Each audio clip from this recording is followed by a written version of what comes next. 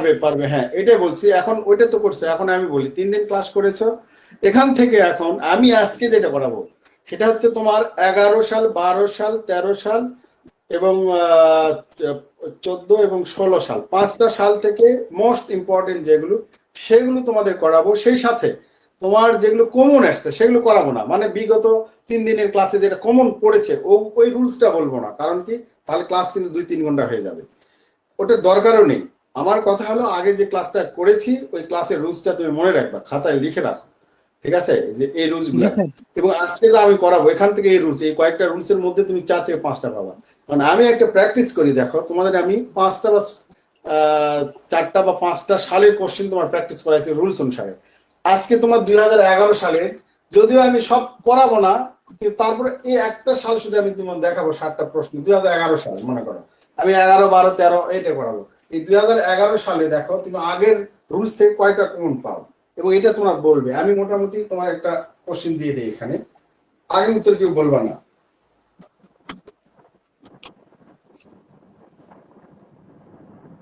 আচ্ছা, এটা রেকর্ড একটু বন্ধ করি, আগে লিখে নিই। এই 7টাই তো দেখতে পাচ্ছ, তাই না? হি died of the country, it is high time we start our journey. He is comparatively better today. Death is more preferable than disgrace. Would you mind to close the door? There is no place in the bench. Mr. Ali has resigned from his post. এখন তুমি আমাকে বলো, যারা আগের ক্লাসগুলো করেছো এর মধ্যে থেকে তুমি কয়টা কমন পেয়েছো আগের রুলসের মধ্যে? হয়তো এখন পারবা না, না এই নাম পারো, সমস্যা নেই, কিন্তু এটা তো পড়ানো হয় নাই গত রুলসের মধ্যে। আমি 4টা পারবো স্যার, আর বাকি 3টা একটু কনফিউজ। আচ্ছা আমি বলি, তোমাদের হচ্ছে এইটা সরাসরি আগের রুলস থেকে আছে, আমি পড়াইছি। আগের রুলস বলতে তোমার সেন্টেন্স কারেকশনের কৌশল, সেই সাথে তোমার right form of the verb আমি পড়াইছি, যেগুলো তার মধ্যে এটা আছে। ওকে, এরপরে এটা আছে, এরপরে এটা আছে, এরপরে এটা আছে। এই 4টা কিন্তু তোমাদের আসছে। তার মানে আমি বুঝাইতে চাচ্ছি আজকে তোমাদের যে আমি 5টা সালে কোশ্চেন করাবো রুলস অনুসারে, যেগুলো এরকম কমন আসবে সেগুলো করাবো না। এটা করাবো না, এটা করাবো না, এটা করাবো না, এটা করাবো না। কেন করাবো না? এগুলো আগে করানো হয়ে গেছে, আগের ক্লাসে আছে। এখন তোমরা যদি ক্লাসটা না করো তাহলে তো হবে না, এইভাবে তো একদিনে তোমরা কভার করতে পারবো না। যেগুলো হয়ে গেছে সেগুলো তো বারবার আমার করার দরকার নেই, কেমন? তাহলে এই যে 4টা সরি, এইগুলো আমি আজকে এখানে হয়তো তোমাদের করাবো, বা তোমরা হয়তো বলতেও পারবে। তোমরা দেখো তো ঠিক আছে কিনা, আমি যে 4টা দিলাম এই 4টা ঠিক আছে কিনা দেখো। It is high time we start our journey, আমি এটা করছি না, এটা পরে, যেহেতু আমি এটা মানে রুলস পড়াই নাই এখনো। It is high time we started our journey. কোন বাক্যে যদি হাই টাইম থাকে, রুলস কি বলে হাই টাইম থাকলে কি হয়, এটা অল টাইম কি হয়, ওখানে হবে স্টার্টেড স্যার। হ্যাঁ, এই এই এই জায়গাতে শুধু হবে স্টার্টেড, স্টার্টেড। ওকে, তাহলে তুমি এটা কোন পাইছো? এখন তুমি যদি আগের গুলা না করো, এটা তো এরকম না যে তুমি পড়লা, মানে এটা কোনো ম্যাজিক না, এটা কোনো ইয়া নেই যে তুমি একটা ক্লাস করে সব করতে পারো না। তোমার তো রুলস মনে রাখতে হবে, রুলস না মনে রাখলে তো হবে না। তোমাকে আগে এটা করানো হয়েছে, তোমার মনে নেই, তাহলে তো হবে না। আচ্ছা, তাহলে এইটা হলো কি, ইট ইজ হাই টাইম যদি থাকে তাহলে বাক্য সবসময় পাস্ট টেন্সে হয়। তো উই স্টার্ট বলছে, প্রেজেন্ট ফর্মে আছে না, স্টার্টেড হবে, এটা হচ্ছে রুলস। আবারও বলতেছি, শুধু এটাতে বলবো, অন্যগুলাতে বলবো না। পরের গুলা তো একই স্টাইল, 3-4টা করে কমন পেয়েছ। 3 দিন যে ক্লাস নিয়েছে তার মধ্যে 3-4টা করে কমন পাবা। He is comparatively better today. Halimatu Sadia বলো, এটা আগে বলা করা হয়েছিল, কি হবে? Sir he is better today, comparatively এটা উঠে যাবে। ওকে, বলা হচ্ছিল এইরকম যে কম্পারেটিভ বেটার, এটা হলো ডিগ্রি থেকে যদি আমরা বলি, এটা দুইটা ভাবে করা যায়। একটা হচ্ছে কি, দুইটা ওয়ার্ড দেখো, কম্পারেটিভলি মানেও যা বোঝায়, বেটার মানে তাই বোঝায়। কম্পারেটিভ কি, পজিটিভ, ডিগ্রি 3 প্রকার না, কম্পারেটিভ আর হচ্ছে সুপারলেটিভ। তো কম্পারেটিভ মানে কি, মধ্য, যেটা পজিটিভের পরেরটা বোঝায়। তো এখানে কি, এই বেটারের ইয়ে হচ্ছে কি, আমরা বলতে পারি গুড বা ওয়েল, তাই না? ওয়েল। আচ্ছা, এই যে দুইটার শব্দ, এটা কম্পারেটিভ আছে, তাহলে আমার এই বেটার তো আর দরকার নেই। তাহলে কেউ যদি মনে করে হি ইজ কম্পারেটিভলি গুড টুডে বা ওয়েল টুডে, তাহলে কিন্তু হবে এখানে বেটার না দিয়ে, এখানে গুড না দিয়ে এই যে ওয়েল আছে না, এটা দিলে হবে। আবার হালিমাতু সাদিয়া বললো আমি না, আমি এটা দিব, আমি এটা কেটে দিলাম। কম্পারেটিভলি বেটার টুডে না দিলে, না দিয়ে আমি দিলাম কি হি ইজ বেটার টুডে। ওকে, তুমি যদি এটা কেটে দাও, শুধু বেটার রাখো, তাহলে হি ইজ বেটার টুডে তা হবে, অথবা he is comparatively well today. আশা করা যায় বুঝতে পেরেছো। এটা আগের রুলসে পড়ানো হয়েছে। এখন তোমরা যদি এটা মনে না রাখতে পারো তাহলে কিন্তু হবে না। তাহলে এটা আমি এটা ডিলিট করে দিলাম, এটাও ডিলিট করে দিলাম, আগের রুলসে ছিল এটা। ওকে, এরপরে দেখো would you mind to close the door, এই would you mind এবং cannot help এই দুটো শব্দ। would you mind, এটা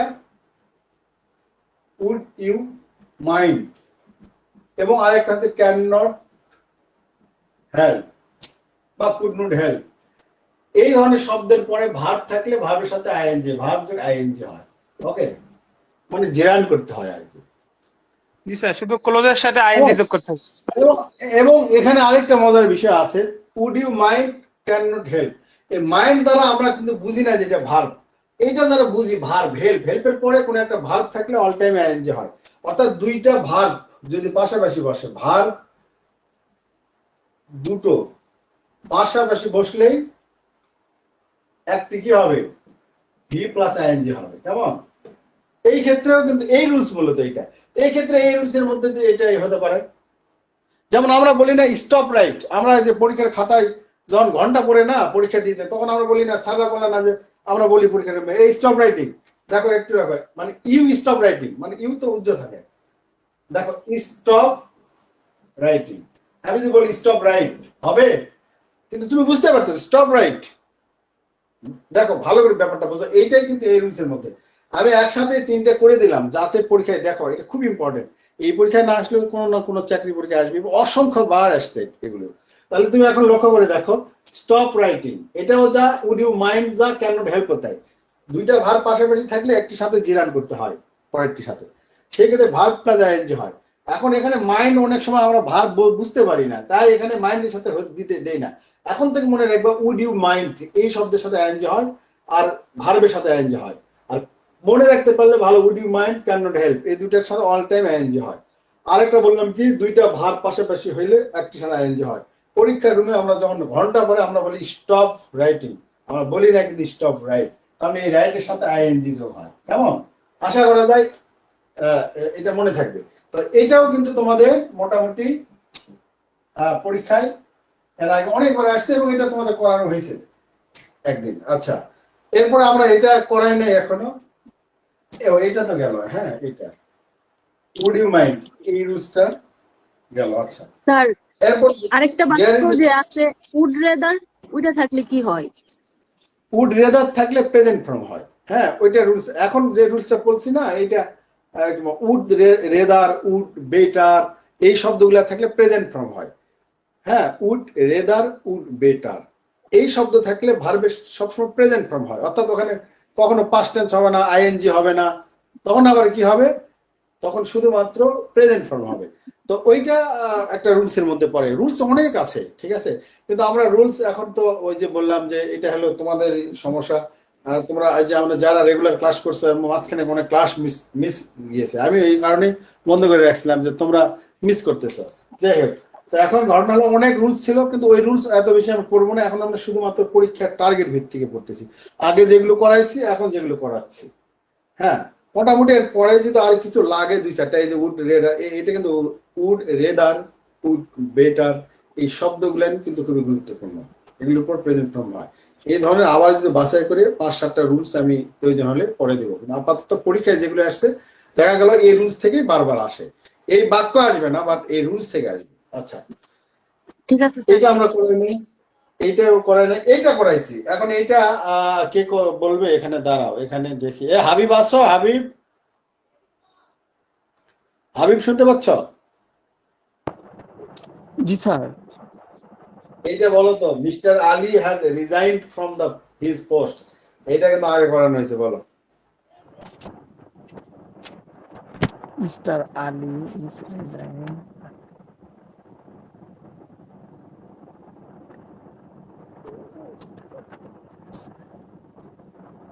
তুমি তো একদিন 13টা রুলস খাতায় লিখে রাখছো, লিখে রাখোনি?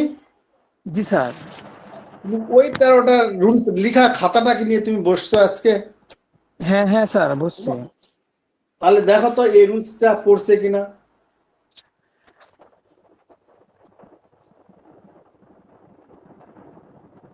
এটা হবে sir, mister Ali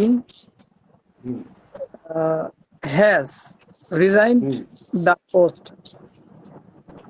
mister Ali has resign the post. The না, এখানে হিজ আছে, হিজই হবে। ওকে, হ্যাঁ, হিজ পোস্ট। হ্যাঁ হয়েছে। স্যার এখানে কি হ্যাজ উঠে যাবে স্যার? আমার তো মনে হচ্ছে হ্যাজ থাকবে না। Mister Ali resign his job, এই পোস্ট, সরি। মিস্টার আলী, হ্যাঁ হ্যাঁ, স্যার হ্যাজ থাকবে না, না হ্যাজ থাকবে। স্যার হ্যাজ থাকবে না স্যার, আমি বলি রিজাইন হিজ পোস্ট। মূলত ফর্মটা থাকবে না। ফর্ম থাকবে না, এখন আমি তুমি ওইটা বলি নাই স্যার, আমি বলছি হ্যাজও তো থাকবে না sir. Mister Ali resign his post. Mister Ali resign the post, হ্যাঁ এটা হলো না, আসলে হ্যাজ থাকলেও কোনো সমস্যা নাই। রুলসের মধ্যে আছে, তোমাদের রুলসের মধ্যে আমি লিখে দিয়েছিলাম না, তো রুলসটা কি লেখা আছে দেখো তো, একটু ভালো করে দেখো তো। মূলত এখানে রিজাইন স্যার হ্যাজ আছে স্যার, স্যার হ্যাজ দেওয়া আছে আপনার রুল। জাস্ট আমি আপনার কাছে শিওর হওয়ার জন্য বললাম স্যার যে হ্যাজ কি না আচ্ছা, ভুল হবে স্যার। শোনো আমি বলি, এখানে ব্যাপারটা হচ্ছে কি, রিজাইন মানে কি? রিজাইন মানে ইস্তফা দেওয়া। এখানে রিজাইন হ্যাঁ, ফ্রম শব্দটা হয় না, কেমন? কিন্তু এখানে হ্যাজ, এটা তো মনে করো করিয়ে আছে, এখানে পাস্ট টেন্স না, এটা প্রেজেন্ট টেন্সে করেছিল ক্ষেত্রে তুমি যদি হ্যাজ না দাও তাও হবে। কি কারণে হবে? তোমাকে এখানে বাক্যটা শুদ্ধ করতে বলেছে, ভালো করে বুঝবো আমার কথা। তোমাকে বাক্য কি করতে বলেছে? শুদ্ধ করতে বলেছে। এখন তুমি যদি এখানে পাস্ট টেন্সে না করে তুমি যদি এখানে, সরি এটা এটা কি প্রেজেন্ট পারফেক্ট টেন্স হচ্ছে না? সে রিজাইন করেছে, এখন করেছে দিলে তো তুমি তুমি যদি বলো না করেছে না, করেছিল, তাহলে কি হবে না? মানে ব্যাপারটা এরকম, হি, মনে করে আমি দিলাম হি ইটিং রাইস। এখন তুমি আমাকে বলো এটা কি হয়েছে? স্যার এটা হয়েছে। কেমন করে হইলো? স্যার এখানে কি ইজ না দিলে কি ভুল হবে? ভুল তো হবে। জি স্যার। এটা তো কন্টিনিউয়াস টেন্স কে বোঝাচ্ছে, কন্টিনিউয়াস টেন্স বুঝাইলে তোমাকে ইজ দিতে হবে। ওকে, এখন আমি বুঝাতে চাচ্ছি এরকম, তুমি এখানে ইজ দিতে হবে। এখন ধরো তুমি দিছো ইজ, হালিমা দিয়েছে হি ওয়াজ ইটিং রাইস। এখন বলো তো এটাও ঠিক, এটাও ঠিক না? জি স্যার। এখন কেউ যদি বলে না এটা আমি ওইভাবে দিব না, আমি দিব এটা কি, হি এট রাইস। এখন বলো তো, যেহেতু আমি এখানে বলছি শুদ্ধ করতে, এখন কেউ ইটকে অ্যাড দিল, তাহলে কি হবে না? বাক্যটা হবে না? হবে। পার্থক্যটা কি? এখানে কন্টিনিউয়াস টেন্স করলে তুমি কন্টিনিউয়াস টেন্সে ফর্ম করবা, এখানে পাস্ট কন্টিনিউয়াস করলে পাস্ট কন্টিনিউয়াস করবা, শুধু পাস্ট টেন্স করলে পাস্ট টেন্স করবা। সুতরাং এখানে ব্যাপারটা এইরকমই, মিস্টার আলী হ্যাজ রিজাইন, এই হ্যাজ দিয়েছি মানে করিয়াছে। আর কেউ যদি বলে করেছিল, মানে অতীতের কথা, আর করিয়াছে মানে কি, এটা প্রেজেন্ট পারফেক্ট, এই মাত্র মনে করো যেটা মানে শেষ হয়, তা যার ফলে এখনো বিদ্যমান, এইরকম বোঝায়। মিস্টার আলী হ্যাজ রিজাইন, মূলত এখানে ফর্ম কথাটা হবে না, হ্যাজ দিলেও হবে, হ্যাজ না দিলেও হবে পাস্ট টেন্সের ক্ষেত্রে। কিন্তু এখানে আমার হ্যাজ কেন দিব না? এখানে তো বাক্যটা হ্যাজ দিয়ে আছে, হ্যাজ দিয়ে থাক, সমস্যা কি? যে টেন্সে আছে ওই টেন্স আমার রাখা উত্তম, কিন্তু তুমি যে এই টেন্সে এটা বাদ দাও তাও হবে।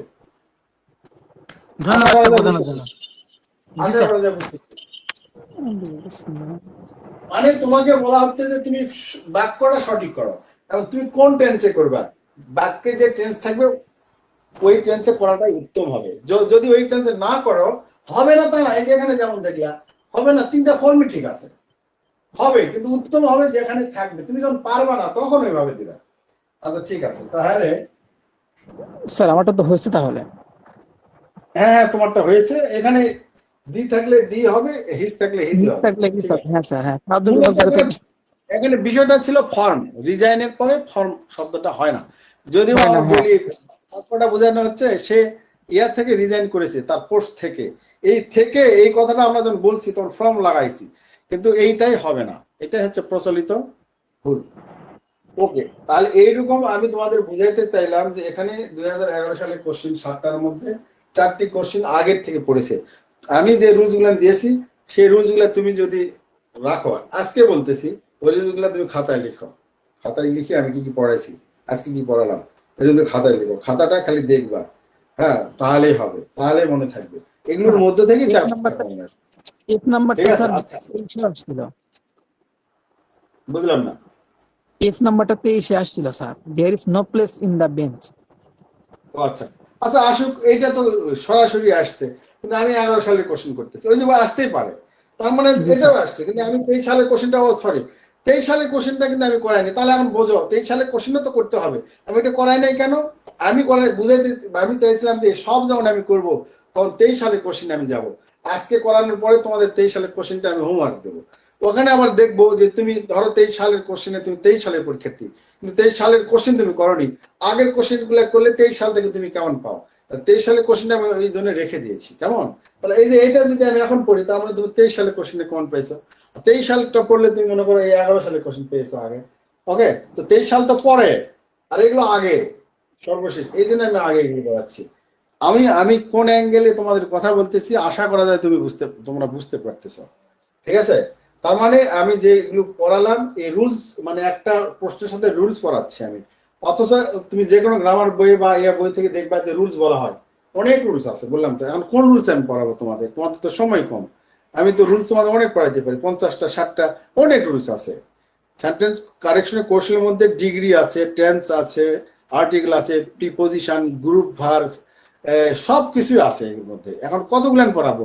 যদি গ্রামাটিক্যাল থেকে আমি সেন্টেন্স কারেকশনের কৌশলগুলান গ্রামার বই থেকে যে রুলস গুলো আছে ওগুলো পড়াই, তাহলে সম্ভব নয়, ওইটা পড়তেই তোমার 1 মাস লাগবে, আমার সময় তো অত নেই। এই কারণে আমার টার্গেট হলো যে বিগত কোশ্চেন যেগুলো হয়েছে ওখান থেকে আমি দেখেছি ভালো করে লক্ষ্য করে, যে ওগুলার থেকেই রুলস অনুসারেই তোমার আবার 5টি তুমি কমন পাবা, তাহলে এখানে আমার রুলস বেশি করতে হবে না। ঠিক আছে, যাই হোক, এখন দেখো এই 3টে এখন নতুন আসছে, এই 3টে রুলস আমরা পড়বো। এই 3টে স্যার রুলস 23 পড়লে সালের এটার মধ্যে কোশ্চেনের এখানে একটা আছে, 23 সালের কোনটা আসছে? কোশ্চেনের এখানে একটা আছে। এটা, জি স্যার, লাস্টেরটা। হ্যাঁ ওটাই বলছি যে আমি 23 সালে যেহেতু করাই নাই, তো এই কারণে আমি এগুলো ধরে নিছি যে আমি এটা করাই নাই। 23 সালের কোশ্চেনটা তোমরা পরে করবে, আজকে সবকিছু করি, আর আগে যেগুলো করাইছি এগুলোর মধ্যে থেকে তোমার 23 সালের কোশ্চেনটা হোমওয়ার্ক দেবো, মনে করো যে কোনগুলো তুমি ওখান থেকে পারলা, কোন পেয়েছো কোনগুলো। আচ্ছা ঠিক আছে, আমরা কথা না বাড়াই, আমরা কিন্তু শেষ করতে পারবো না। তাছাড়া আমি চাচ্ছিলাম, এই আসলে ব্যাপার হয়েছে কি, ব্যাপারটা এইরকমই, খুব দ্রুত আসলে করা যায় না, এগুলা তো একটা রুলস আছে। এখন দেখো একটা সালের কোশ্চেনে কত সময় চলে গেল, এখন আমি টার্গেট নিয়েছি 5টা সালের কোশ্চেন নিয়ে ইয়ে করবো, তো তাহলে আমার অনেক সময় লাগবে।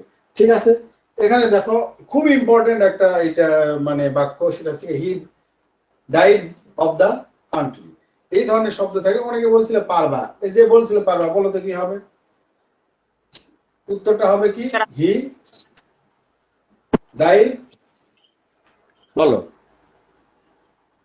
for the country. Sir, he died for his country. His না, ফর দা কান্ট্রি হবে, হ্যাঁ হিজ দেওয়ার দরকার নেই এখানে তো, जी sir. হিজ বলে না, হিজ দেওয়ার দরকার নেই এখানে, হিজ দেওয়ার দরকার নেই। He died for the country, এখানে বলছে he died of the country.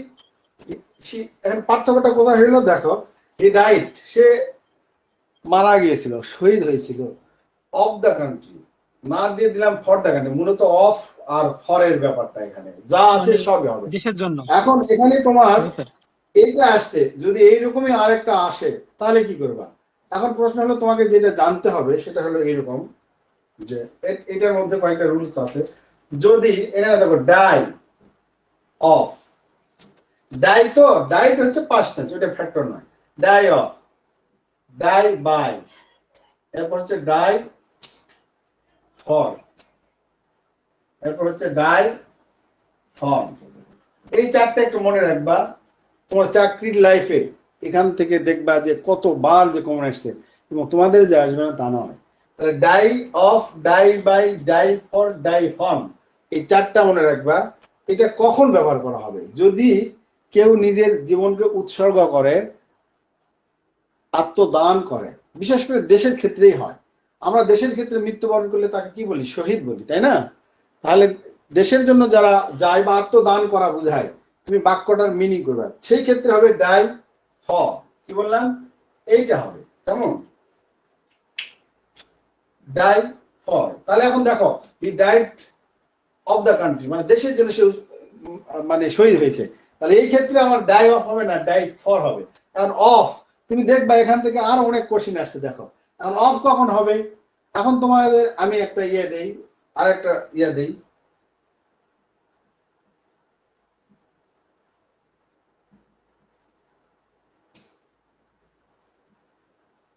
He died for cancer. দেখো তো এখানে কি হতে পারে? স্যার বাই দিলে হয় sir, die by, he died by cancer. আচ্ছা, তোমার মনে হচ্ছে হয়, কিন্তু আসলে তা হবে না। তাহলে আমি এটা একটু লিখে দিই, এই চারটা একটু লিখে দিই কেমন? তাহলে পারবে। এখন দেখো এই চারটা তুমি মুখস্থ রাখবে, তাহলে পারবা। এখানে ডাই ফর্ম, ওকে। একটা হচ্ছে ডাই অফ, এটা হলো কোনো রোগে মারা যাওয়া। কেউ যদি কোনো রোগে মারা যায় তাহলে ডাই অফ হবে।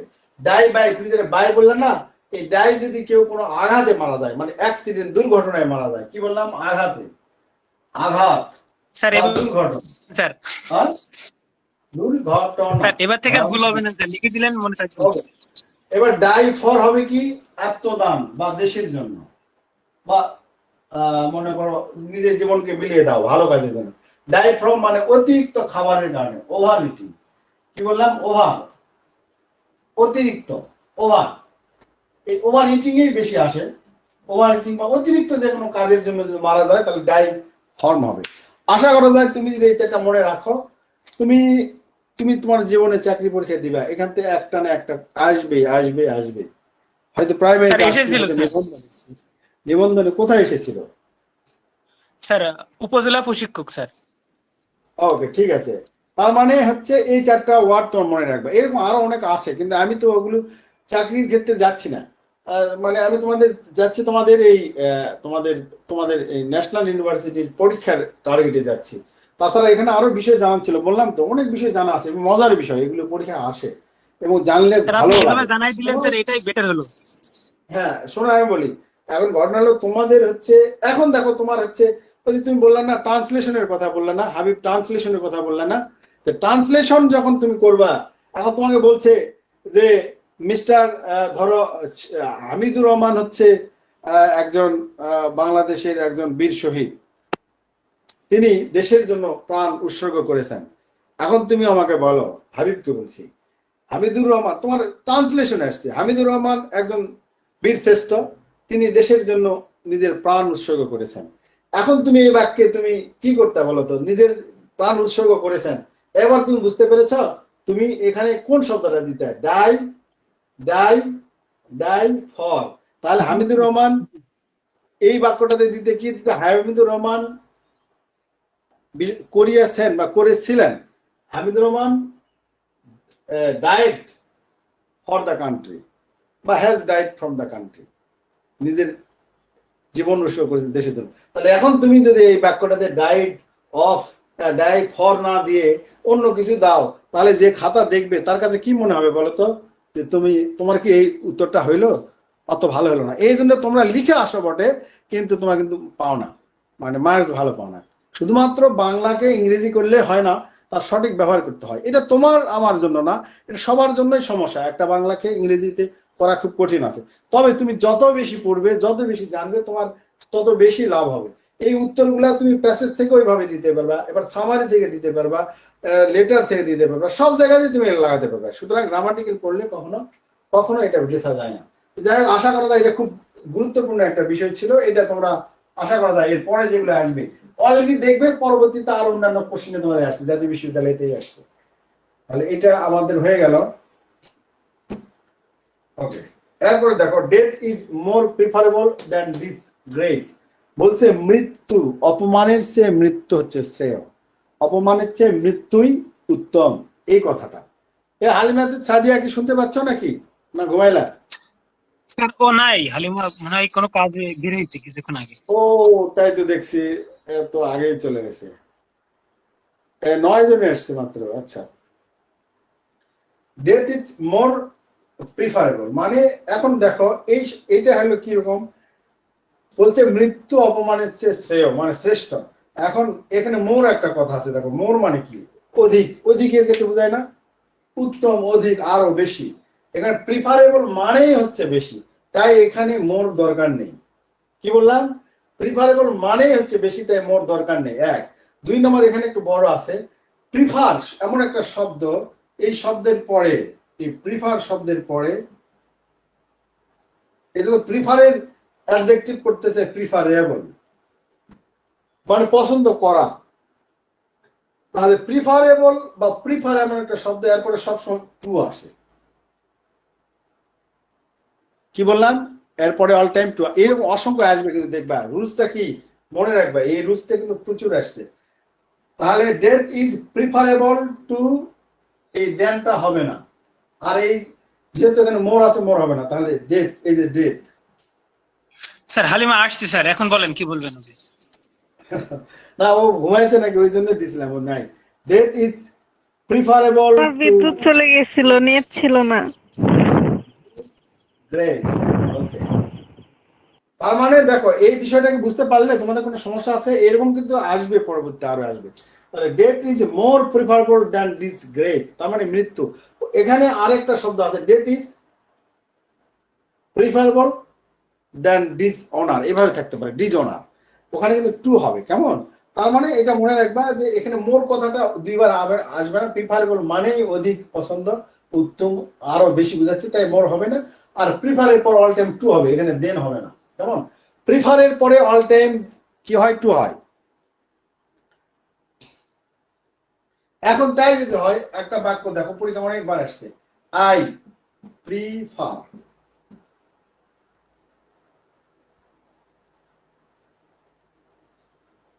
টি than coffee, C O double F E, coffee বানানোর সময় এরকম দেন। এখন বলো তো এখানে শুদ্ধ কি হবে? I prefer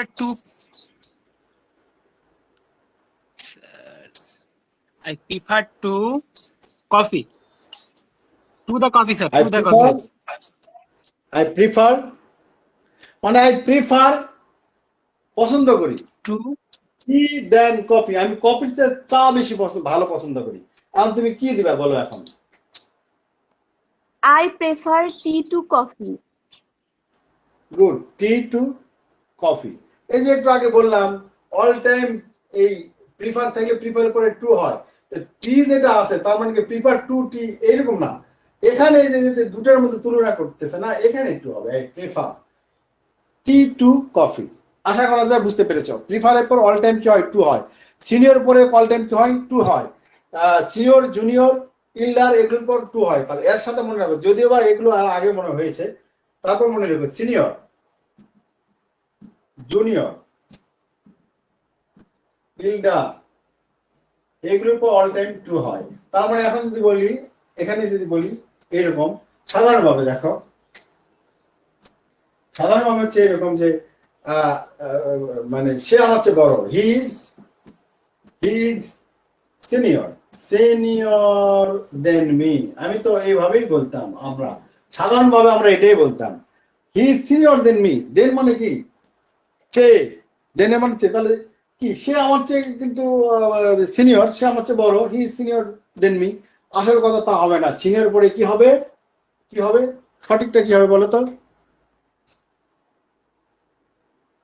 বলো যেগুলো একজন বলো। older. Senior to me. Senior তুমি এই ওল্ডার এগুলো, ওল্ডার তো ওল্ডার হলো কি যখন বয়সের ক্ষেত্রে বলা হবে। তুমি যেটা শব্দটা ইয়ে করতেছো সেটা আছে, সেটা পরে বলছি।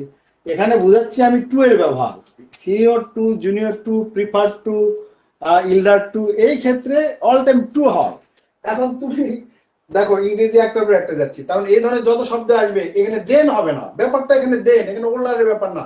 বাক্যটা ঠিক আছে, ওল্ডার কখন হবে আমি সেটা বলি। তুমি যেটা বলছো, মনে করো he is my older brother. যাই, এটা একটা রুলসের মধ্যেই গেল কিন্তু, ঠিক আছে, যেহেতু কথায় কথায় আসলো হি ইজ মাই ওল্ডার ব্রাদার, এটা কি ঠিক আছে? He is older to me sir, এটা দিলে হয় না sir? He is older to me. যেহেতু না, তা হবে না। এটা তুমি যখন অন্যর ক্ষেত্রে বলবে he is older to me, অন্যর ক্ষেত্রে বলবে, কিন্তু এখানে তোমার বলে দেওয়া হচ্ছে হি ইজ মাই ওল্ডার ব্রাদার, আমার ভাই, সে আমার বড় ভাই। আমি বড় ভাইয়ের কথা বলছি, তো তুমি ধরো তুমি বলছো হি ইজ ওল্ডার ভাই, তো সে কে? তোমার তো ভাইয়ের ক্ষেত্রে বলা হচ্ছে, তুমি এই বাক্যটার শব্দ মিনিংটা ঠিক রেখে করো। হালিমাতু সাদিয়া করো তো দেখি এটা। কি স্যার? এটা এটা শুদ্ধ করো, he is my older brother. এ লেটার পড়নি, ভাইয়ের কাছে লেটার দাও না, শেষে কি লিখো? He is my older brother. এটা শুদ্ধ করব, কিছুই মাথায় আসছে না। আমরা যখন লেটার লিখি হি সেটা ইজ কি লিখি? Older to me. স্যার না না আমি বলছি he is elder my brother. Elder elder elder. আমরা যখন ভাইকে হি ইজ চিঠি লিখি ইল্ডার মাই তখন ব্রাদার। বলি কি, মেসে তোমার my ছোট elder ভাই brother. আছে, তাকে পড়াশোনার ব্যাপারে একটা ইয়ে দিয়ে একটা চিঠি লিখো। এখন লেখার পর শেষে আমি লিখতেছি কি, ইয়োরস ইল্ডার ব্রাদার অমুক হাবিব, ইয়োর ইল্ডার্স ব্রাদার, তাই বলি না? শেষে চিঠি লিখি কি, বন্ধুকে লিখলে তো লিখি ইয়োর ফ্রেন্ডস, আর ইয়াকে লিখি মানে শেষে ইয়োর ইল্ডার ব্রাদার, কোনো ভাইকে লিখলে ইল্ডার ব্রাদার কেন লিখি? আমি ওখানে ওল্ডার ব্রাদার লিখি না কেন? ওল্ডার মানেও তো বয়স। এর মানে হচ্ছে এই ব্যাপারটা হলো এরকম, যদি ভাই আপন ভাইয়ের ক্ষেত্রে হয় সহোদর, সেই ক্ষেত্রে ওল্ডার শব্দটা হবে না, হবে হচ্ছে ইলডার। ওকে, এখানে ফ্যাক্টরটা এটা। এখন পরীক্ষা দিতে আসে হি ইজ মাই ওল্ডার ব্রাদার, তুমি কিন্তু খুঁজে পাবে না, আরে ঠিকই তো আছে, সে আমার বড় ভাই। না, বড় ভাই ভাইয়ের ক্ষেত্রে ইলডার হবে, ভাই বোনের ক্ষেত্রে ইলডার হবে। এখন যদি বলা হয় যে Rahim is elder, Rahim is my elder neighbour in the village, এখন কি হবে?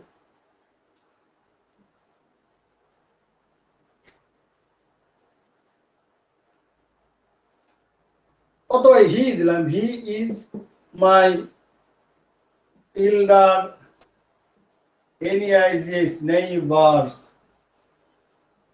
নেইবার, এইটুকু দিলাম, he is my elder neighbour, সে আমার হচ্ছে হি ইজ মাই ইলডার নেইবার মানে আমার কি প্রতিবেশী, কিন্তু আমার চেয়ে বয়সে বড়।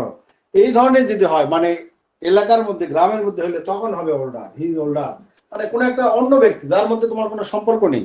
বা রহিম ইজ ইল্ডার দেন করিম, এখানে ইল্ডার হবে না, রহিম ইজ ওল্ডার দেন করিম। কি বুঝতে পারলে ব্যাপারটা? কি বুঝতে পেরেছ? অর্থাৎ আপন ভাই বোন সহোদরের ক্ষেত্রে ইল্ডার হয়, অন্যান্যদের সাথে তুলনা করতে বুঝাইলে তখন হয় কি ওল্ডার হয়। আশা করা যায় বুঝতে পেরেছো। এইটা তো এখানে ছিল না ব্যাপারটা, তারপরে এখানে ইম্পর্টেন্ট ছিল তাই বললাম। আচ্ছা, এটা বুঝতে পেরেছো। এখন এখানে দেখো there is no place in the bench, এখানে ভুলটা কোথায়? ভুলটা হচ্ছে দেয়ার ইজ নো প্লেস, ইনের জায়গায় স্যার। স্যার ইনের মানে জায়গায়। আমরা বেঞ্চের উপরে, টেবিলের উপরে, এইরকম মানে উপরে বুঝাই তো ওন বুঝাই। হ্যাঁ, মানে বেঞ্চের উপরে কোনো জায়গা নেই, বেঞ্চের ভিতরে না, এটা মনে রাখবা, ঠিক আছে? হ্যাঁ, আশা করা যায় এগুলো বুঝতে পেরেছো। এরকম আসলে তোমরা পারবে পরবর্তীতে।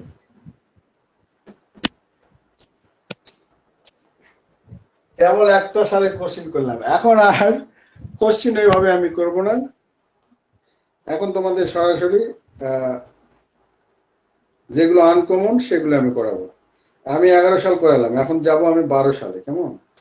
12 সালে দেখো, one should know one's faults, এখন one should know his fault, one should do his duty, এটা আসছে। এটা তো তোমরা জানো কি হবে, one should do his duty হবে, আর এটা বাদ দিলাম। এ কি বুঝাতে পারতেছি আমি? তোমাকে শুনতে পাচ্ছ নাকি? হ্যাঁ, জি বুঝতে পেরেছি স্যার। হ্যাঁ স্যার শুনতে পাচ্ছি, আমি এতক্ষণ মাইক্রোফোন অন না করে বক বক করতেছিলাম। আচ্ছা 12 সালে যেটা আসছে, প্রথমে আসছে কি জানো, one should do his duty, এটা মানে তোমাদের কমন আসছে। আমি আসলে এই কমন জি গুলো স্যার। বাদ দিতে চাচ্ছি, দেখো আনকমন শিখলে করি, মানে একটা রুলস বারবার আমি বলবো না, কারণ কি আমাদের সময় নেই। এইটাও পড়াইছি, তারপর একটু মনে হয় পড়ানো উচিত। এটা it is raining for a week, এটা কি 2012 সালের রুলস পড়াচ্ছি। এটা 2012 সালে বি নাম্বারে আছে, দেখো it is raining for a week, এটা একটু ইম্পর্টেন্ট, যদিও বা আগেও এটা টেন্সের মধ্যেই পড়াইছিলাম। দেখো it is raining for a week, এখানে ইট ইজ রেইনিং কখনো হয়, এটা প্রেজেন্ট পারফেক্ট কন্টিনিউয়াস টেন্স, মনে রাখবা। এরকম যদি হয় তাহলে কি হবে, ইট has been raining raining, raining. এখন এই ফর হবে না সিন্স হবে স্যার। সিন্স হবে, এটা ব্যাপার না, এখানে ফরই হবে। কেমন, কেন ফর হবে এটা একটু জেনে নাও। কেমন, দেখো এখানে it is raining for a week, যখন এক সপ্তাহ ধরে তোমার বৃষ্টিপাত হচ্ছে, এক সপ্তাহ ধরে হচ্ছে, কিন্তু তোমাকে বলা হচ্ছে শুক্রবার থেকে শনিবার পর্যন্ত সকাল, মানে সকাল থেকে দুপুর পর্যন্ত, নির্দিষ্ট করে যে না বলা হয়, শুধু বলা হয়, তাহলে কি হবে, ফর হবে।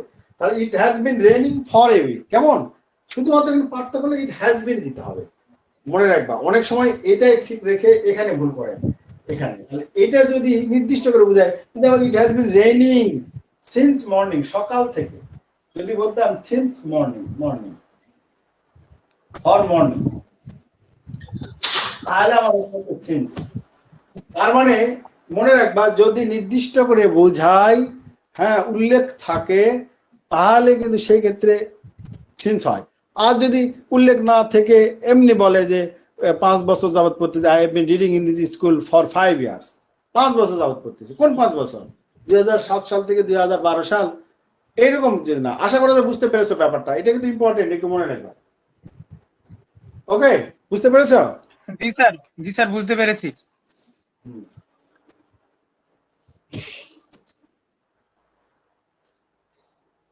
আরেকটা রুলস হচ্ছে, he speaks English like English. এখানে এখানে রুলসটা বলে দেই, অত কথা না, এটাও এটা কিন্তু তোমাদের আমি পড়াইছিলাম, আর্টিকেলের মধ্যে পড়াইছিলাম। সুতরাং এখানে আর্টিকেলের ব্যাপারে আসছে, রাইট ফ্রম দ্য ভার্বের মধ্যে। হি স্পিক্স ইংলিশ, আমরা জানি ভাষার ক্ষেত্রে কি হয়, ভাষার ক্ষেত্রে দি হবে না, বা জাতি বুঝালে দি হবে, কেমন, এটা হচ্ছে এই রুলসের মধ্যে। তাহলে এখন দেখো, হি স্পিক্স ইংলিশ মানে কথা বলে, সে ইংরেজিতে কথা বলে, লাইক ইংলিশ মানে ইংরেজিদের মতো, ইংরেজ একটা জাতি না, এটা বোঝাচ্ছে এখানে। তাহলে লাইক এখানে শুধু হবে লাইক, এখানে শুধুমাত্র দি বসালেই হবে। এইদিকে অ্যাটেনশন দাও, এখানে বুঝাতে পারলাম কি, ভাষার আগে দি বসে না, জাতির আগে দি বসে। তো এখানে প্রথমে হি স্পিক্স ইংলিশ, এখানে বোঝাচ্ছে সে ইংরেজি বলতে পারে, তো ভাষা তো ভাষায় ঠিক আছে, লাইক ইংলিশ ইংলিশদের মতো, এখানে এই ইংলিশকে বুঝাইতে ইংরেজ জাতিকে বুঝাচ্ছে, তাই এর আগে দি হবে। তাহলে দি বসালেই আমার এই বাক্যটা হয়ে যাবে। আশা করা যায় এটা বুঝতে পেরেছো। জি স্যার। স্যার বাটের পরে কি লিখছিলেন এটা বুঝতে পারেন নাই। কিসের পরে স্যার বাট যখন লিখছিলেন বাটের পরে কি লিখছিলেন? এখানে আচ্ছা বলছিলাম যে জাতি বুঝালে দি হবে। আর একটা হচ্ছে ভাষার আগে দি হবে না, এটা আর্টিকেলের নিয়ম থেকে আসছে। কেমন, তার মানে এখানে ভাষা বুঝাচ্ছে। দেখো হি স্পিক্স দা ইংলিশ যদি দিতা তুমি, তাহলে কিন্তু হতো না। He speaks the English like the English, তাহলে কিন্তু হবে না। এখানে স্পিক্স ভাষা বুঝাচ্ছে, এই ইংলিশকে ভাষা বুঝাচ্ছে প্রথমটা, তাই এখানে দি দেওয়ার দরকার নেই। পরের ইংলিশকে জাতি বুঝাচ্ছে, তাই এখানে দি দিয়েছি। পরে ইংলিশ কিন্তু আর ভাষা না, সে ইংরেজ জাতির মতো ইংলিশ বলতে পারে, এটা বুঝাচ্ছে।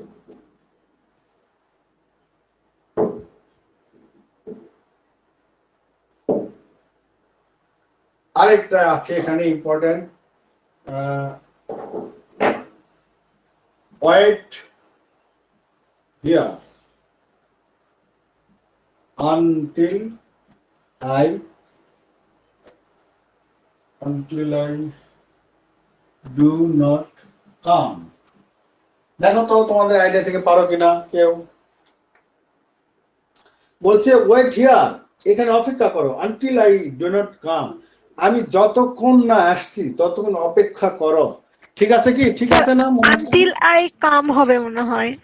Good. কেন হবে দেখো, এটার ব্যাখ্যা কেন হবে মনে নেই, অনেক বছর আগে পড়ছিলাম। আচ্ছা, আমি উত্তরটা লিখি, wait here until I come, এটা হবে। তার মানে বিষয়টা হচ্ছে আই ডু নট কাম হবে না, আই তো হবে, ডু নট কাম হবে না। কেন? আনটিল এমন একটা শব্দ, আনটিল এমন একটা শব্দ, এটা এমনিতে নেগেটিভ বোঝায়। কি বোঝায়?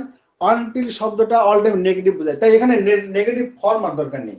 তো আনটিল যদি কিরকম বোঝায় দেখো, until until sorry wait here until I do not come, বোঝাচ্ছে যে ওয়েট হিয়ার আনটিল, অপেক্ষা করো যতক্ষণ না আমি আসি।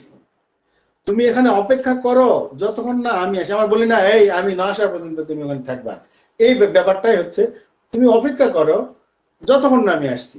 তো এই ক্ষেত্রে আনটিল বুঝায়, তাহলে এখানে আর মানে হচ্ছে যতক্ষণ না, তাহলে এখানে আর না ডু নট এই কথার আর প্রয়োজন নেই, এইখানে এটা এই জন্য ক্রস হবে। আশা করা বুঝতে পেরেছি, এটা ইম্পর্টেন্ট। কিন্তু এটা ইম্পর্টেন্ট না, আমি যেগুলো এখন পড়াচ্ছি সব ইম্পর্টেন্ট, আমি সব পড়াবো না, যেগুলো লেস ইম্পর্টেন্ট ওটা বাদ দেবো কিন্তু, কারণ সব আমি পড়াবো না, পড়ালে আমি শেষও করতে পারবো না। তবে যেগুলো ইম্পর্টেন্ট সেগুলো পড়াচ্ছি, তবে যা পড়াচ্ছি এখন সব ইম্পর্টেন্ট। স্যার যখন টিল থাকে তখন কি হয়? টিল একই শব্দই দেয়, আনটিল টিল একই শব্দ দেয়, একই স্টাইল হবে। ওকে, ঠিক আছে স্যার। এরপরে যেটা আসছে সেটা হচ্ছে তোমাদের কমন আসছে, ওইটা পড়াবো না। একটু আগে যেটা পড়ালাম সেটা আবার আসছে, যে দেখো, there is more preferable than that, there is more preferable, this is more preferable than that, this is more preferable than that. আচ্ছা তোমরা এটা করো তো দেখি, তারপরে একটু করো দেখি।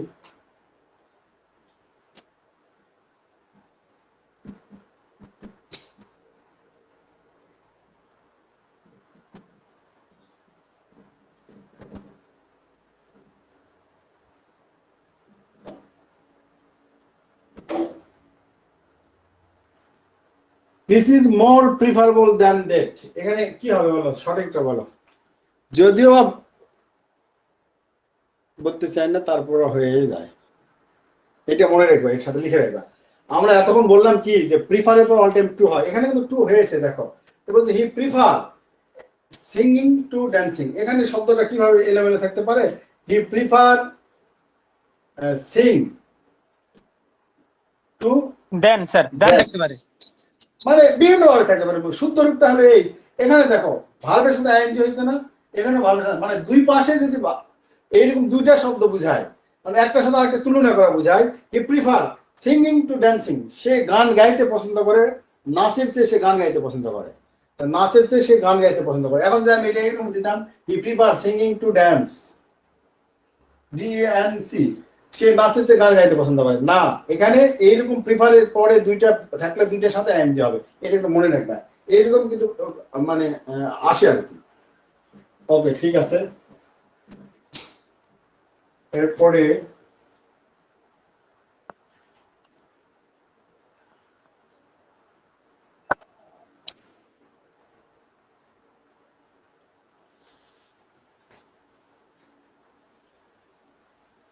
এই যে let you and me to go out for a walk, let you and me to go out for a walk, ওই যে বাইরে অনুমোদন চাচ্ছে, চলো আমরা ঘুরতে যাই, এরকম অনুমোদন। এই লেট এই ধরনের শব্দ যদি থাকে, লেটের পরে যদি মানে লেটের পরে কি হবে, যদি আই থাকে তাহলে কি হবে, সরি স্যার ইউ থাকলে ইয়োর স্যার, আমি এখানে প্রশ্নটা শুদ্ধ করে দিয়েছি আগে। আচ্ছা, প্রশ্নটা দিতে পারছে লেট ইউ এন্ড আই আছে। যদি কি হয় আই থাকে, লেটের পরে আই থাকলে কি হবে? মি হবে। কেমন? উই থাকলে আস হবে। আর হলো উই থাকলে আস হবে। এরকম আরো যেগুলো আছে এগুলোর ফর্ম, এরকম আরেকটা ফর্ম কি আছে দেখি জানো? I, me, we, us. Sir me থাকে স্যার, মি থাকলে মাইন। না, মি তো দিয়েছি, মি তো না, মি থাকলে মি হবে, লেটের পরে মি হবে, অল টাইম মি হবে। স্যার হি থাকলে হিম নাকি হ্যাঁ হ্যাঁ হবে? হ্যাঁ, এটা বুঝাচ্ছি। হি থাকলে হিম হবে, এটা হি থাকলে শি থাকলে হার। হ্যাঁ এইটা। তাহলে দেখা গেল এইরকম বাক্য এই তিনটা মনে রাখবে, এই তিনটা থেকে পরীক্ষায় বেশি আসে। আমার এরকম দাঁত যদি থাকে ব্যথা, কথা বলতে চাই না, দাঁত জ্বালা লাগে। লেট ইউ অ্যান্ড আই হবে না, let you and me to go out for walk, এটা মনে রাখবা।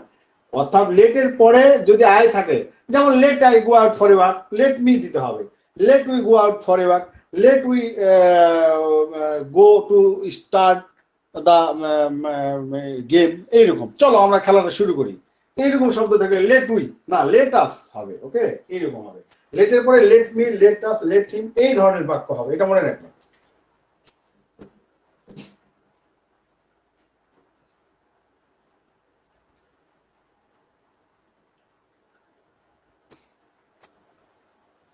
We hang the picture on the wall. কেমন? এখানে দেখবা যে এটাতে সমস্যা কি, এখানে এখানে হ্যাং এর ব্যাপার আছে। দেখো এখানে হ্যাং মানে কি, একটা হচ্ছে HUN, হাং মানে ঝুলানো, ঝুলানো মানে দেওয়ালে ঝুলানো আর কি, মনে করো। আর একটা হচ্ছে হ্যাং মানে কি, হ্যাং ইজ, হ্যাং মানে কিন্তু ফাঁসি দেওয়া, একটা মানুষকে ফাঁসি দেওয়া। কেমন? কি বললাম? হ্যাং, হ্যাং মানে ঝুলানো, দেওয়ালে কোনো কিছু ঝুলানো, আর হ্যাং মানে ফাঁসি দেওয়া। এখানে বলা আছে we hang the picture on the wall. এখন তুমি বলো তো বাক্যটা ঠিক আছে কিনা? না স্যার, হ্যাং ভুল আছে। যেহেতু এখানে পিকচার অন দা ওয়াল, এখানে ছবিটার দেওয়ালে টাঙানোর কথা বলছে, মানচিত্রটা দেওয়ালে টাঙানোর কথা বলছে, মানে দেওয়ালে কোনো কিছু ঝুলানো। এইটা মানে তুমি বাস্তব জীবনে মিল করবে কোনো ব্যক্তিকে ফাঁসিতে ঝুলানো। আর এখন এখানে যদি বলতো যে ওই চোরকে ফাঁসিতে ঝুলানো হয়েছে বা ওই খুনিকে ফাঁসিতে ঝুলানো হয়েছে, the culprit has been hang for his মানে মানে ক্রাইম, এভাবে যদি তাহলে বুঝবে তার ফাঁসি দেওয়ার ক্ষেত্রে, তখন তুমি কিন্তু এখানে এই কথাটা আসতো। ওকে, হ্যাং আসতো। তাহলে এখানে হ্যাং হবে না, হবে কি? হাং। হাং। আশা করা যায় বুঝতে পেরেছো। জি স্যার। আমরা এই দুইটা শব্দ মনে রাখবা যে হ্যাং আর হাং। হ্যাং হলো ফাঁসিতে ঝুলানো, হাং মানে দেওয়ালে ঝুলানো, মানে কোনো কিছু দেওয়ালে টাঙানো আর কি।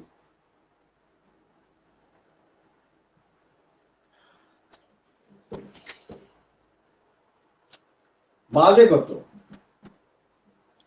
10:36 স্যার। টক ইংলিশ স্যার ঘুম পাইছে আর কতগুলা। এখন আমি তো শেষই করতে পারলাম না, অনেকে তো আছে, বলো এখন কি করবো? এই জন্য বলছি আসলে এইভাবে হয় না। হ্যাঁ, চাপাতে কথা হয়। আজকে দুপুরে ঘুমাইতে পারি নাই, সেই জন্য ঘুম পাচ্ছে। হ্যাঁ, ঘুম পাক, সমস্যা নেই। দেখো তুমি মানে ঘুমাই সময় তো যাও, নাই, সিলেট ক্লাস করো। গাড়ি চলবে। এই যে দেখো এখানে অলরেডি 12 থেকে কুমের সাথে আসছে, মানে আমি কি আর বলবো, আমি নিজে আছি বাট ছাত্ররাই নাই, তাহলে আর কি হবে? ঠিক আছে, এইটা দিয়ে শেষ করে দেই। আসলে এইরকম ছাত্র দরকার নেই, এদের কোনো ডেডিকেশনই নাই। ঠিক আছে, এখানে না বলে এই চলে গেছে। না না স্যার, আপনি নিয়ে নেন, আরো যতগুলো ইচ্ছা নেন, আমি চোখে পানি দিয়ে আসতেছি। এখানে দেখো মেহেদি, জাহিদ, তাহলে এদের কোনো ডেডিকেশন নাই, তাদের দ্বারা আমি কি করবো বলো? যাদের ডেডিকেশন, আমি আছি, আমার ফ্যামিলি আছে, আমার সবকিছু বাদ দিয়ে আমি রুমে বকবক করতেছি অন্যের ঘুমে ডিস্টার্ব করে। কিন্তু এখন ঘটনা হলো তোমার নিজেরা নাই, মানে দায় তোমাদের না, পরীক্ষার সামনে দায় তোমাদের না, দায় হচ্ছে আমাদের। তো সমস্যা নাই, আসলে এইটা করে তোমাদের শেষ করে দিচ্ছি। দেখো তাহলে she can talk English fluently, সে বলতে পারে ইংরেজি, she can speak English fluently বলতে পারে, মানে কি জড়তাহীন ভাবে বলতে পারে। এটা হলো ভুল আছে। সঠিকটা হবে কি, যদি মনে এখানে লিখে দিবা তোমার She এটা। can speak English fluently. হ্যাঁ, কি হতে পারে বলো তো? স্যার টকের জায়গায় স্পিক হবে। গুড। মানে কথা, মানে কোন একটা হি ক্যান স্পিক, কথা বলার ক্ষেত্রে he can speak English fluently, মানে ইংরেজিতে কথা বলতে ক্ষেত্রে। টক মানে কি? টক মানে আমরা বলি কথা বলা, কিন্তু এখন এই যদি কোনো কথা এইভাবে বোঝায় যে সে ইংলিশে বলতে পারে, বাংলা ভালো বলতে পারে, এই একটা, আর তোমার সাথে আমি কথোপকথন করতেছি, টক এই একটা কথা, এটা একটা মানে কোনো কারোর সাথে কথা বলা একটা ভিন্ন। আর কোনো বিষয় পারদর্শীর ক্ষেত্রে স্পিক মানে ইংরেজিতে কথা বলা, আরবিতে কথা বলা, ফার্সিতে কথা বলা, এই ক্ষেত্রে she can speak English fluently.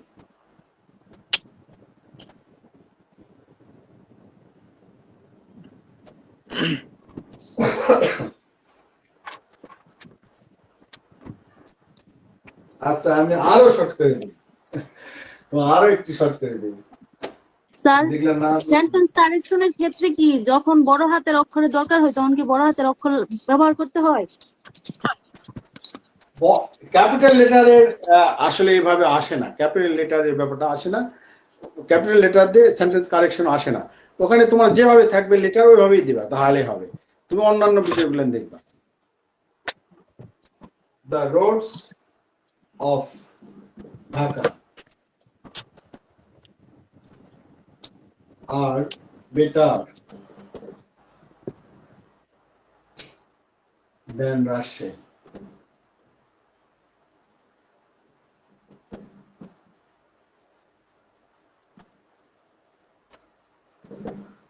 এখানে বলা হচ্ছে the roads of Dhaka are better than Rajshahi, এটা হচ্ছে ডিগ্রি থেকে আসছে।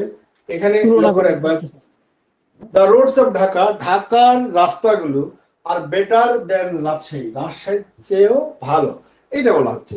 তো সেই ক্ষেত্রে দেখবা যে এই ধরনের যদি কোনো বাক্য থাকে, এখানে কাকে মডিফাই করতেছে? The roads of Dhaka are better than, এই দেন শব্দটা কাকে মডিফাই করতেছে? এই রোডস কে, তাই না? দেখো ব্যাপারটা দেখো, ওখানে বলা হচ্ছে আর বেটার তাহলে দেন তো রাজশাহী। সবগুলা রাস্তাকেই বোঝাচ্ছে স্যার। হ্যাঁ, ওই রাস্তাগুলোকে বোঝাচ্ছে, ঠিক না? তাহলে দোজ তাই না? হবে হ্যাঁ, ডিগ্রির নিয়মে। এই কারণে এখানে the roads of Dhaka are better than, আমি যদি এমনিতে এভাবে বলতাম the roads of Dhaka are better than the roads of Rajshahi, মানে ঢাকার রাস্তাগুলো রাজশাহী রাস্তার থেকে উত্তম। কিন্তু আমি তো রাজশাহীর রাস্তা লিখতে পারতেছি না, সেক্ষেত্রে আমি তাহলে কি লিখবো? দেন দোজ অফ রাজশাহী। এর পরে শুধুমাত্র দেবো কি দেন দোজ। এই দোজ মানে এটাকে মডিফাই করতেছে, মানে ওইগুলোই, ওই রাস্তাগুলো, মানে ওইটাকে মডিফাই করে। তাহলে the roads of the Dhaka are better than those of Rajshahi. এখন এইরকমই হতে পারে বরিশালের চাল, মানে the rice of the Barishal is are better than those of Naogaon. কি বুঝতে পেরেছো? এটা কিন্তু ইম্পর্টেন্ট। বরিশালের চাল নওগাঁর চেয়ে ভালো, বা দিনাজপুরের মিনিকেট চাল আছে না, বরিশালের চালের চেয়ে ভালো, এরকম ওয়ার্ড কিন্তু আসে। তার মানে কি, এটাকে এইভাবে মডিফাই করে, এখানে দিয়ে ওই দোষ শব্দটা নিয়ে আসতে হবে দেনের পর। এই ফরম্যাটটা একটু মনে রাখবে, এটা ডিগ্রি থেকে আসছে। স্যার দোজের পরে অফ হবে? হ্যাঁ হ্যাঁ, অফ হবে। আপনি অফ লিখেন নাই তাই। আচ্ছা, ওকে। মানে ওই রাজশাহীর ক্ষেত্রে যে এখানে যে ফরম্যাটটা আসছে না, ওই ফরম্যাটটা আসবে। অফ না দিলে ভুল হয়ে যাবে। এখন one should ঠিক আছে, not like not help, cannot help. Okay, মোটামুটি কি দিব? তোমরাই তো এই যে প্রথমে এটা একটু দেই, ও একজন বলেছিল ইউ হ্যাড বেটার, আচ্ছা BETTER better, you had better left place now. এইটা বলেছিল, কে যেন বলেছিল? আসো তুমি? জি স্যার, আমি বলছিলাম। এই যে দেখো, এইটা আসছে পরীক্ষায় আসছে, দেখো তুমি বলছিলে যদি উড রেদার থাকে তাহলে কি? আমি বলছিলাম রেদার বেটার এগুলো কি, you had better left place now, would better, would rather কিংবা শুধুমাত্র বেটার, রেদার এগুলো থাকলে কি বলেছিলাম প্রেজেন্ট ফর্ম হবে। এখানে লেফট শব্দটা কি বলতো, পাস্ট ফর্ম না? জি স্যার। বলছে you had better left place now, বরং এটাই ভালো হয় তুমি এখান থেকে চলে যাও। আমরা যখন রাগ করি না করে বলি যে you had better left place now, বরং এটাই ভালো হয় তুমি এখান থেকে চলে যাও। তাহলে এখন এই লেফট এর প্রেজেন্ট ফর্ম কি বলো, মানে চলে যাও মানে leave sir. Leave, L E A V, leave, L E A V. তাহলে এইটা একটা ফর্ম, মানে তুমি প্রথমে বলছিলে এই যে একটা রুলস, এটা আবার পরীক্ষায় আসছেও দেখতেছি পড়ে। এরপর could not help, can not help খুব আসছে, এরপরে যে হয়। আচ্ছা শর্টকাটে হইলেও একটু শেষ করেই দিই, কি আর করা, তোমরা অন্তত যারা করেন তো রেকর্ড দেখতে পারবে। 2/3 of the students present here. 2/3, T-H-I-R-D, 2/3 of the student was present. এটা রুলস হচ্ছে, দেখো এটা ভগ্নাংশ বলছে 2/3, এই 2/3, 2/3 মানে কি 2/3, বাংলা যদি আমি এটা অঙ্ক করি 2/3 অফ দ্য স্টুডেন্ট, শিক্ষার্থীর 2/3 ক্লাসে উপস্থিত ছিল, ওয়াজ প্রেজেন্ট। আর তোমার ধরো 50 জন স্টুডেন্ট, তার 2/3 কত হয় সেটা ছিল, তার মানে প্লুরাল হচ্ছে না? 2/3 কথাটা কি প্লুরাল হচ্ছে না, বহু বচন হচ্ছে না? বহু বচন হয়, জি স্যার, অয়ার হবে। তাহলে এখানে কি ওয়ার হবে? আর এই যে স্টুডেন্ট অফ দ্য স্টুডেন্ট মানে স্টুডেন্টদের মধ্যে, এই জন্য এখানে স্টুডেন্ট, এটা মনে রাখো। আবার এর সাথে আরেকটু মনে রাখো, যদি এরকম থাকে one of the student was present, এটা কি হবে? এটা কি ঠিক আছে?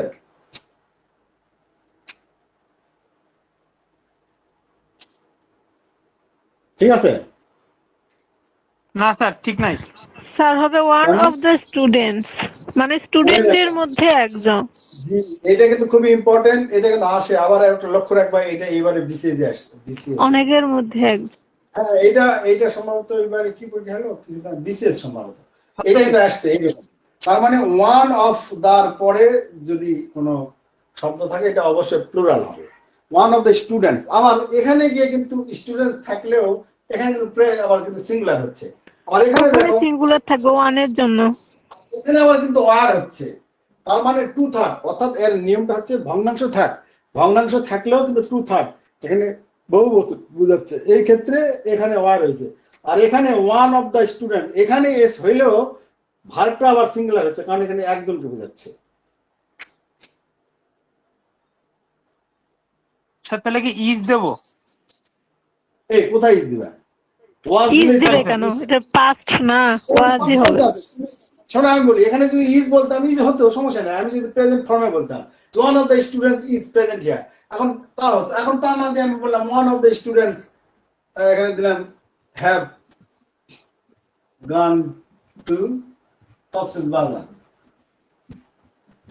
এমন কি করবে? ঠিক আছে? জি স্যার। স্যার তখন হ্যাজ হবে না? এই আবার জি স্যার বললে কেন? আমি বারবার বলছি এটা সিঙ্গুলার হলে ওটা তো হ্যাজ হবে স্যার। ওই যে সামনে তো লেখাই আছে ওয়ান, এটা তো সিঙ্গুলার, ওয়ান তো সিঙ্গুলার। আচ্ছা সমস্যা নাই, আমি বলি এটা হচ্ছে কি, মানে সাধারণভাবে পিক আপ করা যায় না, এগুলো প্র্যাকটিসের বিষয়। কেমন?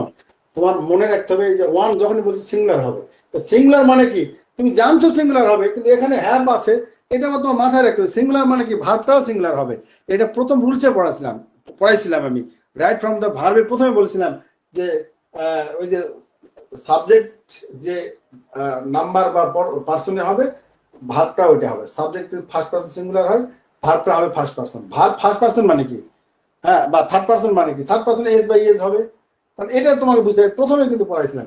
এই ক্ষেত্রে এখানে বলা হচ্ছে কি সাবজেক্ট হলো ওয়ান অফ দ্য স্টুডেন্ট, স্টুডেন্টদের মধ্যে একজন, তাই এখানে হবে। যদি আমি টোটাল স্টুডেন্ট বলতাম তখন এখানে হ্যাভ হতো। এগুলো হলো আগের রুলসের সাথে রুলস মিল আছে আর কি, এই জন্য আমি বলি যে আগে যেগুলো পড়াইছি ওগুলো একটু মনে রাখবা। এই যে এইটা শেষ শেষ করে দেবো এটাই, আর একটা দিয়ে শেষ।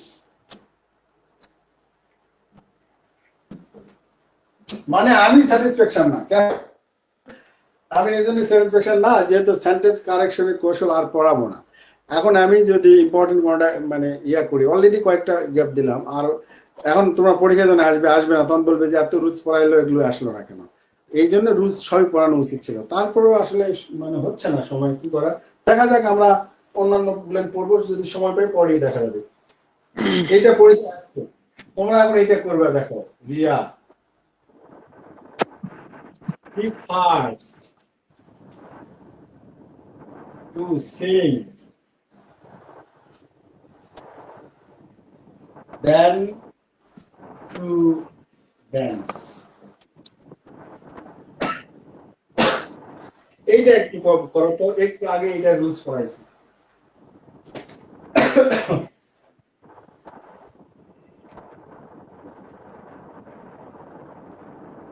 স্যার বলবো? বলো। Riya prefers singing to dancing. Riya prefers Singing to dancing. Good. একটু আগে এখানে যদি দেন হবে না তো। দেন তো বলে নাই, কি বলছে? ও, এখানে দেখো বাক্যটা একটু ভিন্ন, তবে তোমার ফরম্যাটটা হচ্ছে প্রিফার। বলছি আমি প্রিফার এর পর অল টাইম টু হয়, তো এখানে তো টু আছে, তুমি মনে করবে তাহলে তো রিয়া প্রিফারস টু সিং হবে, হ্যাঁ, দেন টু ড্যান্স হবে, প্রিফার এর পর তো সবসময় টু হয়, তাই মনে হচ্ছিল না, না কিন্তু আমি বলছিলাম কি দুইটা যদি ভাব থাকে, ওকে, তাহলে একটা মানে ইয়া হয়, কি হয়, এনজি হয়, পরেরটা এনজি হয়, মাঝখানে একটু হয়, তার মানে কি Riya prefer singing to dancing. Come on. এই বিষয়টা কি ক্লিয়ার না বুঝলেন?